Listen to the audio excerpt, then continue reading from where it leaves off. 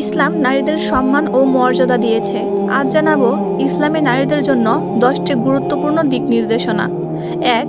পর্দা ও শালীনতা। পর্দা নারীর মর্যাদা।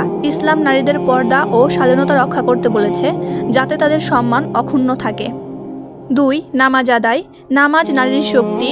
নামাজ নারীর ঈমান ও আর্থিক শক্তি বৃদ্ধি করে। 3. স্বামীকে সম্মান। বিবাহিত নারীদের ক্ষেত্রে ইসলাম স্বামীকে সম্মান করাকে নারীর জন্য একটি ইবাদত বলেছে। 4. পরিবার ও সন্তান লালন। মা জান্নাতের চাবি।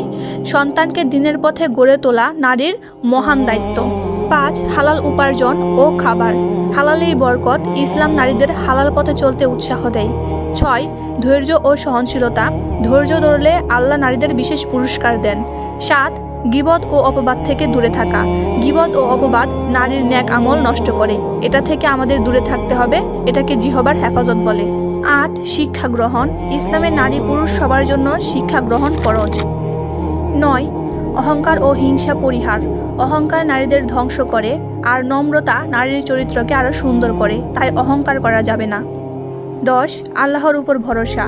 আল্লাহর উপর ভরসা করলে মন শান্ত থাকে, তাই সকল আপদে বিপদে আল্লাহর উপর ভরসা রাখতে হবে। এই ছিল নারীদের জন্য 10টি নির্দেশনা। ভিডিওটি ভালো লাগলে লাইক দিন।